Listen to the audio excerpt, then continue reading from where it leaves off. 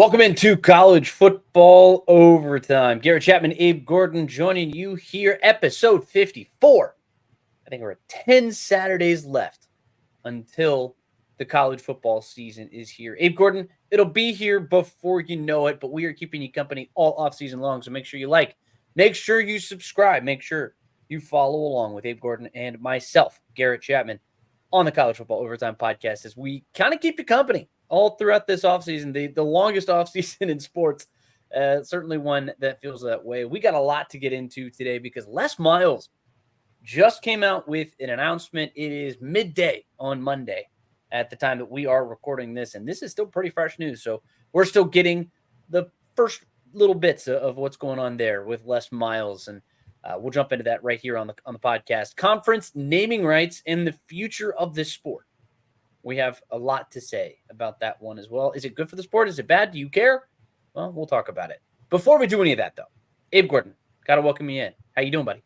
I'm doing good, man. We are getting close to what we would deem the dog days of summer, but we are here on College Football Overtime to help you pass the time until it is week 0 and we head to Dublin from a figurative sense. I'm not literally going to Dublin for that kickoff between Tech and Florida State, but we're here to help pass that time, man. So let's get it going. Let's do it, man. I wish I could go to that one. I feel like that would be a lot of fun. As far as destination football games go, I don't know if normally I would say Dublin, Ireland is on the list, but I mean, any excuse to head on out to Ireland, the Emerald Isle would be a pretty good one. So that's going to be a lot of fun. We're going to be breaking down that game, I'm sure, here very soon. But let's jump into the biggest news of today. Abe Gordon, Les Miles, of course, is suing Louisiana State University, where he coached for about a decade or so back, won a national title in 2007, has a career winning percentage of 108 and 73 with a winning percentage of 597. Why does that matter, you might ask? Well, because LSU self-imposed some penalties and vacated 37 wins between the years of 2012 and 2015 last year due to a level 1 recruiting violation. And Abe, that drops him 3/100ths of a point down off of the threshold to be included into the College Football Hall of Fame. He would have been eligible back November of 2023 after he turned 70. However, one thing that Dennis Dodd from CBS Sports did note, neither of the 3 Division I schools at which he coached, Oklahoma State, LSU, and Kansas, are believed to have nominated him, but he is 3/100ths of a point shy. So now he's suing LSU in the hopes that maybe they'll give some of those wins back and put him back on his record. Well, there's 2 things here. Like, if you're going to vacate, like, it's pretty unfair to vacate just the wins and, like, leave the losses on his record. So, like, that's kind of unfortunate. That obviously plays a role because if you just remove the entirety of the games in that span, if you vacate the wins and the losses, his record with win percentage still would be high enough. So a little kind of nitpicky that you vacate just the wins, but the losses remain on the record. So that's that. And then it just continues to open up discussion that you and I had a couple of weeks ago about certain names that might force them to reconsider some of these agreements or guidelines for the Hall of Fame. We know that Mike Leach is not eligible, right? He's got a 596 win percentage. So he's right in that same discussion. And now Les Miles, who absolutely deserves to be in the Hall of Fame, is in the same discussion. So obviously it's a little weird that he was eligible. Now he's not because of the vacated wins. They don't vacate any of the losses, or he still would be. But then also just another name to add to that list of there's going to be a bunch of these guys that you kind of can't deny at some point. Les Miles and Mike Leach seemingly lead the way among some others. And so we'll see down the road if there are adjustments to the guidelines. Yeah, so in this suit, he effectively claims, he calls on the court to declare him eligible for the College Football Hall of Fame and declare vacated wins be considered wins so that he's eligible for the nomination. And Abe, you have a law background, I guess, with your family in law. He cited a 1971 Supreme Court decision. Um, he says, quote, where a person's good name, reputation, honor, or integrity is at stake because of what the government is doing to him. Notice and an opportunity to be heard are essential. I don't know how much he's going to get from this. I don't know if this is going to be tossed out just because they were level one recruiting violations, right? So, according to that NCAA release, the level one violations are from 2012, when there was a representative of LSU's athletic interests paid the father of a prospective athlete a total of $180,000 over the span of 5 years as a part of an embezzlement scheme.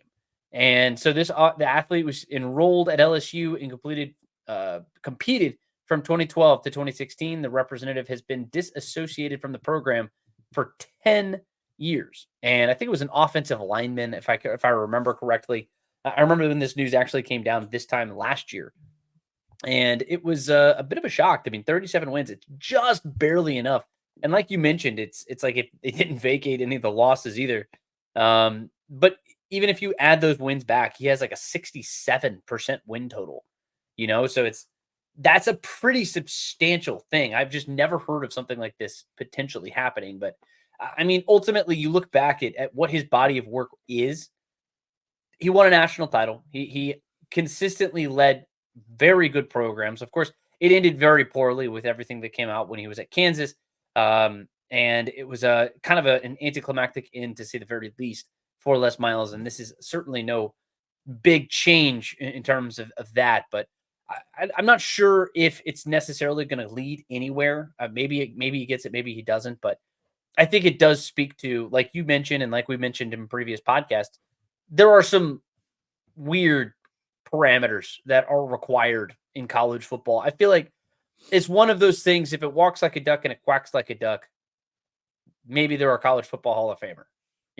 I think that's Yeah, really it. I do think there will be a push at some point to take a look at this. I'm not in favor of um I mean, I'm not in favor of vacating wins to begin with.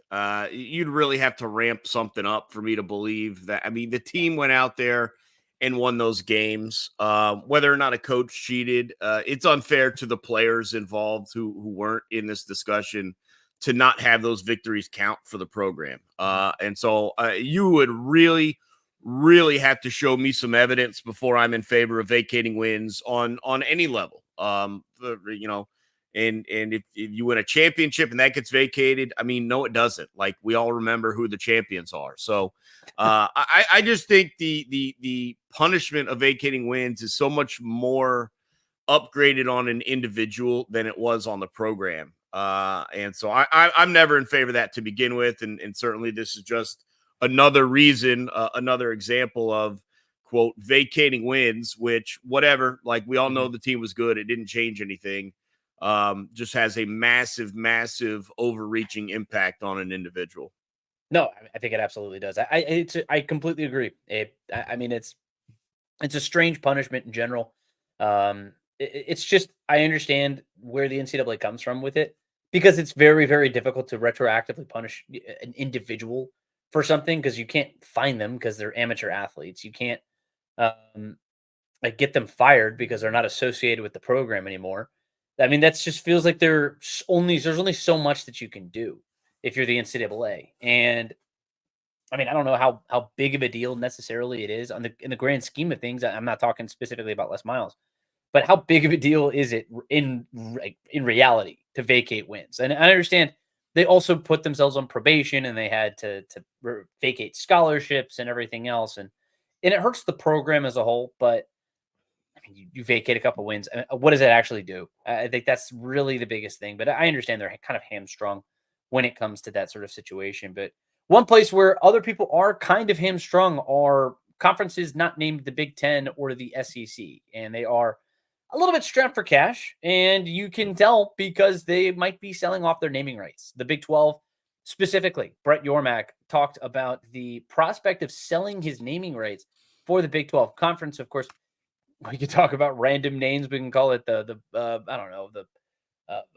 British Petroleum 12 conference, which is like a little strange to me or whatever. I don't know if it would be Nike or whoever else it would be, but at the end of the day, like these college conferences are going to do what they can to make money and kind of hold on to what they have right now. But Abe, what are your thoughts on the Big 12 or these other conferences potentially selling those naming rights? Yeah, I mean, I understand why they're looking for other revenue sources. I think from that perspective, it's understood, and it's probably the start of trying to be creative with how you can get money, not the final step here. And in a sense, there's a little bit of respect to hustle to it. But I'll say is this: don't take the biggest deal, take the most creative one. Like if you're gonna be naming your conference.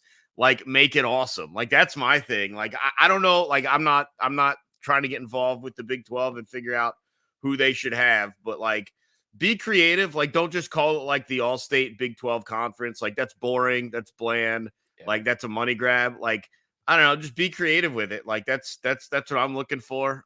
It's probably not going to happen that way. I get that, but like they should have to vote on like what's the most fun sponsorship opportunity and go from there. Yeah, it's kind of like when you have fans vote for the name of a mascot or the new. You get whatever. Bodie McBoatface. Exactly, Every time. It's always Bodie McBoatface. Ridiculous, and it's always ridiculous. And honestly, it's the more ridiculous ones generally win. And I feel like this is the best way of doing it. Like I know down in Macon, Georgia, it's the Macon Bacon. Yeah, fantastic name, stunning name. I love it. That's a newer name. It was a different name back in the day. It was something else before that, but Macon Bacon is the newest one. And look, I love that kind of thing. It's just creative and it's fun and it's enjoyable and it's great for the fans. But this one is about who pays the most money because I mean, ultimately, you have a $20 million deficit from this House versus NCAA decision that came down just about a month and a half ago or so. There's a pretty big hole in their budgets now, and any chance that they have to potentially mitigate some of those losses. That's pretty important for them. I mean, what are they going to make for this? I mean, what would they make? $50 million maybe as a conference, something like that. Maybe 20 million.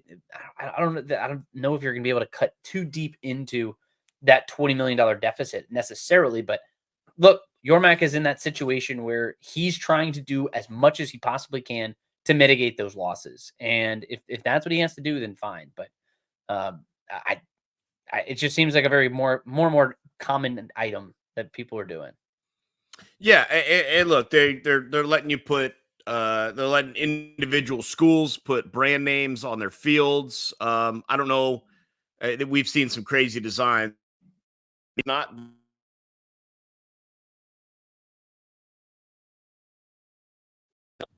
Yeah, I don't know. It'll be interesting to see because in my head, it's not like the main logo, the main mascot logo, but who knows what they're going to do. Again, if you're going to do something to make money, like be creative, make it awesome. Like don't just splatter a brand name on the field just because you can do it. Like make it fun. I know Georgia Tech is now at Hyundai Field because I think there's a Hyundai plant that opened up here in Georgia somewhere. It's kind of lame. They got a little, but they did float in two brand new cars, and now the people can walk past the cars, I guess, and that's about as cool as it got. But I agree with you. If anybody has the most creative name, just drop it down in the comments. I'm actually thrilled and interested and very intrigued to see what somebody could potentially come up with, and I donate it to the internet. So the internet, give us your best shot.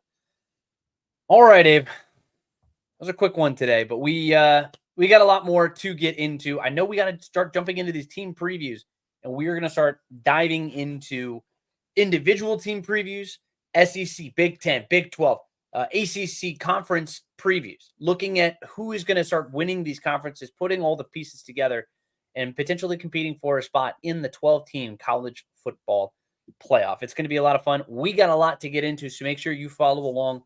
Make sure you like. Make sure you subscribe. Make sure you drop a comment if there's something that you want us to jump into, cover next week. Maybe we'll jump onto that one as well. But for Abe Gordon, my name is Garrett Chapman. It's been a ton of fun. This is the College Football Overtime Podcast, and we will see you right here again next week. Thanks so much.